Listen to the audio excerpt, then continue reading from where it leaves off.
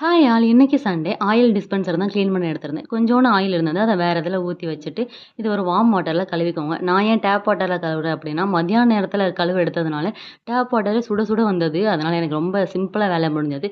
இப்போ இதில 1 ஸ்பூன் அரிசி, 1 ஸ்பூன் உப்பு, கொஞ்சம் விம் லிக்விட் போட்டுட்டு, கொஞ்சம் தண்ணி விட்டுட்டு, இந்த மாரி குலுக்குனீங்க அப்படின்னா, அதுக்குள்ள இருக்க ஆயிலெல்லாம் தனியா பிரிஞ்சு வந்துரும். இப்போ இத கீழ கொட்டிட்டு நல்லா வாஷ் பண்ணி எடுத்துக்கோங்க.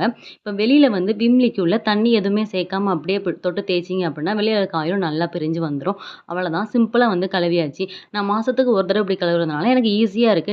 நீங்களும் அதே ஃபாலோ பண்ணுங்க. ரொம்ப சேர்த்து வச்சுட்டே இருந்தீங்கன்னா, கண்டிப்பா போக கஷ்டமா இருக்கும்.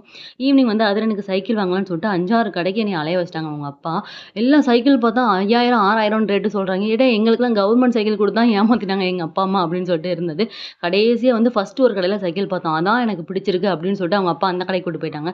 இதுக்கு முதலே இங்க வாங்கிக்கலாம் அப்படிலாம் எல்லா கடையிலயும் பார்க்கணும். என் பையனுக்கு பெஸ்ட்டா வாங்கணும்ல அப்படின்னாங்க. சரி நடத்துங்கடா